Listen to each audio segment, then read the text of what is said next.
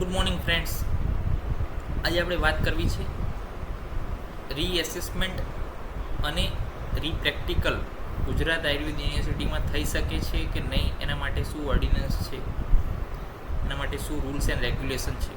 ઘણા બધા વિદ્યાર્થીઓ, ઘણા બધા ફ્રેન્ડ્સના મેસેજ આવી રહ્યા છે કે રીએસેસમેન્ટ થશે કે નહીં, આટલા માર્ક્સ હશે તો શું થશે, આટલા માર્ક્સ હશે તો રીચેકિંગમાં આપી શકશું કે નહીં.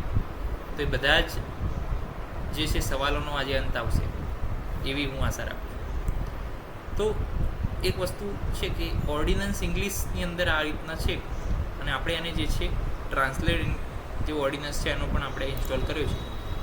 તો એની અંદર એ લોકોએ કીધું છે કે જે વિદ્યાર્થી 5 પરીક્ષણ એટલે કે 5 એક્ઝામની અંદર પ્રથમ વ્યવસાયિક પરીક્ષા ઉત્તીર્ણ કરવામાં શું થાય છે, અસફળ થઈ જાય છે, તો એને શું છે આગળ હવે અભ્યાસ નહીં કરવામાં આવે. એટલે કે જેને 5 ટ્રાયલ થશે કોઈ પણ એક્ઝામના, એને પછી આગળના યરમાં જવાબ દેવામાં આવશે નહીં, એને પછી બેક આવવાનું શરૂ થશે. પરીક્ષામાં હાજર ન રહેવું એ પણ એક પ્રયાસના રૂપમાં શું કરવામાં આવશે, ગણવામાં આવશે.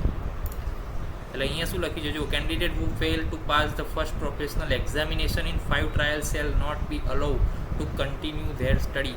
એટલે કે તે આગળ સ્ટડી કરી શકશે નહીં. non appearance at an examination shall be counted as an attempt. અને વિદ્યાર્થી જો હાજર નથી થતો તો એને પણ શું છે આપણે એટેમ્પ તરીકે જ ગણવામાં આવશે. એટલે ફોર્મ ભરાય છે વિદ્યાર્થી, પરંતુ તે હાજર થતો નથી તો પછી એને પણ શું કરવાનું છે, એટેમ્પ આપણે ગણીશું, એવું કહે છે યુનિવર્સિટી. હવે કીધું છે in the examination if a fresh student fail in only one subject either in theory or practical or theory and practical and passes in all other subjects on receipt of the mark sheet, he may apply within 2 weeks through the principal of the college of which he is a student. એટલે કે જો એક્ઝામિનેશનની અંદર કોઈ fresh student જે છે fail થાય છે, okay, કોઈ સ્ટુડન્ટ ફેલ થાય છે એક સબ્જેક્ટની થિયરીમાં અથવા કોઈ સબ્જેક્ટના પ્રેક્ટિકલની અથવા તો બંનેની અંદર, અને બીજા બધા જ સબ્જેક્ટની અંદર એ પાસ હોય છે, તો એની માર્કશીટ સાથે એ પ્રિન્સિપલ સરના મંજૂરીવાળા લેટરથી 2 વીકની અંદર એ એપ્લાય કરી શકશે. શેના માટે? તો for the reassessment and repractical or reassessment of the answer book and repractical of the subject in which he has failed. એટલે કે રીપ્રેક્ટિકલ, રીએસેસમેન્ટ ને બધું જે છે ફ્રેશ સ્ટુડન્ટ માટે થઈ શકે છે એવું અહીંયા લખેલું છે. For reassessment or repractical or reassessment and repractical, the student concerned shall have to pay non-refundable fees of ₹500. એ પર સબ્જેક્ટ હોય છે, પાછી પર સબ્જેક્ટમાં પર પાર્ટ હોય છે, પેપર 1 માટે, પેપર 2 માટે, એ રીતના અલગ અલગ હોય છે. અને રીએસેસમેન્ટ 500 છે for repractical along with the application. આ ફીની અંદર થોડો ઘણો સુધારો હોઈ શકે છે, એનો ઓર્ડિનન્સ આપણી પાસે નથી ફી વધારા સુધારા કે કેટલી થઈ છે, પરંતુ આ એક નિયમ છે કે આ રીતના થઈ શકે છે, રૂપિયા ઉપર આપણે નથી જવા. The Vice Chancellor shall appoint the examiners for reassessment or repractical or reassessment and the repractical of such applicant.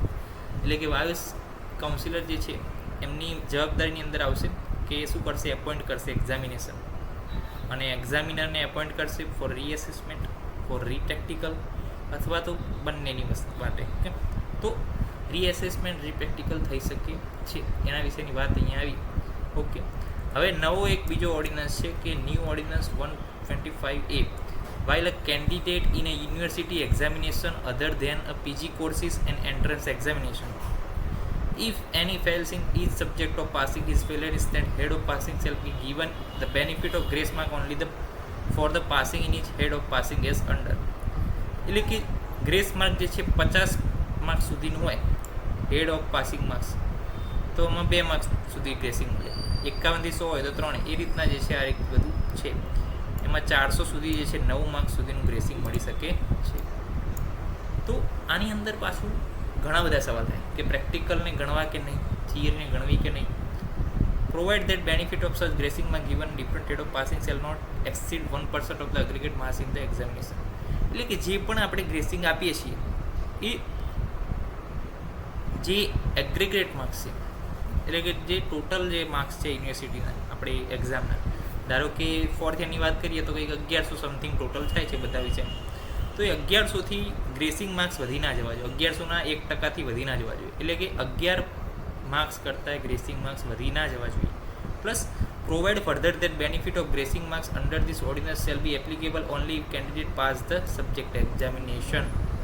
Okay, where an examinee is failing in only one head of passing, having passed in all other heads of passing without use gracing marks. હવે આવી વાત કે જો કોઈ વિદ્યાર્થી બધા જ વિષયની અંદર પાસ છે પરંતુ એક જ વિષયમાં જે છે એને ચલો ગ્રેસ માર્ક્સ જોઈએ છે, તો એવી કન્ડિશનની અંદર of marks in such head of passing may be condoned by awarding 5 grace marks or up to 5% of the maximum marks of that head of passing. એટલે કે 5 માર્ક્સ અથવા તો જે વિષયનું ટોટલ છે એના 5%થી વધી ના જાય એ પ્રમાણે જે છે ગ્રેસિંગ આપવાનું કહે છે. અને પાછું એમાં પણ કન્ડિશન મૂકી છે. એ કન્ડિશન એવી છે કે this grace marks should not exceed 10, એટલે કે 10થી વધારે ગ્રેસિંગ નથી મૂકવાનું.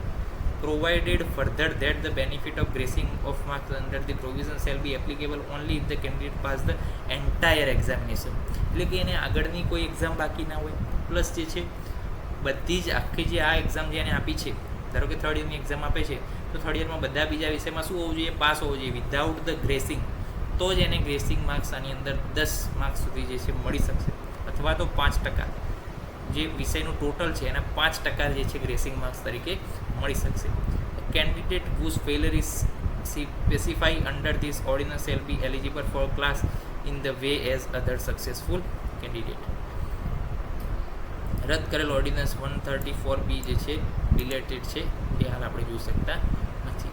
તો આપણા માટે અહીંયા બે મહત્ત્વની વાત છે આવી રહી કે જે સવાલોના જવાબ આપણને અહીંયા આપે છે કે આ ગ્રેસિંગ કેટલું હોઈ શકે છે અહીંયા લખેલું છે. ઓકે, 1થી 50માં 2, પછી એ રીતના 51થી 100માં. બીજું કે 1% વધારે ના હોવું જોઈએ. કેવી કન્ડિશનની અંદર? તો કે પ્રોવાઇડેડ બેનિફિટ ઓફ સચ ગ્રેસિંગ માર્ક્સ જે છે એ 1% વધારે ના હોવું જોઈએ એ વિષય. ઓકે, એગ્રીગેટ એક્ઝામિનેશન એટલે કે ધારો કે 1100 માર્ક્સનું ટોટલ છે તો 11 માર્ક્સનું ગ્રેસિંગ એ મેક્સિમમ થઈ ગયું, અથવા 10 માર્ક્સનું ગ્રેસિંગ એ મેક્સિમમ થઈ ગયું. અને બીજું કે જો બધા વિષયની અંદર પાસ છે અને એક જ વિષયમાં એને ગ્રેસિંગ જોઈએ છે તો 5 માર્ક્સનું ગ્રેસિંગ અથવા તો 5% વિષયના ટોટલના 5% એ આપી શકીએ છીએ. એમાં પણ કન્ડિશન છે કે 10થી વધવું ના જોઈએ. તો આ રીતના જે છે થતું હોય છે. તો હવે ધારો કે શલ્ય જેવો વિષય છે તો શલ્યમાં 200 માર્ક્સનું પેપર હોય તો 200ના 5% એટલે જે છે 10 માર્ક્સની આજુબાજુ જે છે તમે ગ્રેસિંગ પ્રાપ્ત કરી શકો છો. હવે પ્રેક્ટિકલ જો ગણે છે તો 20 માર્ક્સનું ગ્રેસિંગ થાય તો એ જે છે શક્ય નથી. પરંતુ જો તમે બધા જ વિષયની અંદર પાસ હોય અને પંચકર્મ જેવો વિષય હોય, ધારો કે 100 માર્ક્સનું પેપર છે તો 100 માર્ક્સના 5% એટલે 5નું ગ્રેસિંગ મળી શકે. પરંતુ એવા ટાઈમે કદાચ એ પ્રેક્ટિકલનું ટોટલ સાથે લેતા હોય 150માં તો 7.5 માર્ક્સ જેટલું ગ્રેસિંગ તમને પ્રાપ્ત થઈ શકતું હોઈ શકે છે. કેટલાક વિદ્યાર્થીઓને એવો લાભ પણ ભૂતકાળની અંદર થયો હતો. તો એ કન્ડિશન જે છે એ સિચ્યુએશન વિદ્યાર્થી બાય વિદ્યાર્થી, સ્ટુડન્ટ બાય સ્ટુડન્ટ અને every situation by situation change થતી હોય છે, તો એને આપણે ધ્યાનમાં લેવી જોઈએ. તો કોઈ નવો ઓર્ડિનન્સ જો હશે મળશે રીએસેસમેન્ટ રીચેકિંગ લગતો તો આપની પાસે એ લઈને આવશું. અને અમારી ચેનલ સાથે આપ સૌ આ રીતે જોડાયેલા રહો તો તમને બધા જ સર્ક્યુલર, બધી જ નોટ્સ પ્લસ જે છે બધા જ રિઝલ્ટ્સ, એક્ઝામ નોટિફિકેશન, બધી જ વિગતો સત્વરે સાચી અને સચોટ અને તટસ્થ રીતે મળી રહે તેવી અમે પૂરેપૂરી કોશિશ કરીશું. તો અમારી ચેનલ સાથે જોડાયેલા રહો. આયુર્વેદ સંકુલ ગુજરાતી યુટ્યુબ ચેનલ છે અને આપના મિત્રોને પણ તેની અંદર વધારેમાં વધારે જોડવાનો જે છે આપ પણ સહભાગીદાર થાઓ તેવી અભ્યર્થના સાથે જય હિન્દ, જય ભારત, જય આયુર્વેદ, જય ધન્વંતરી. નમસ્કાર.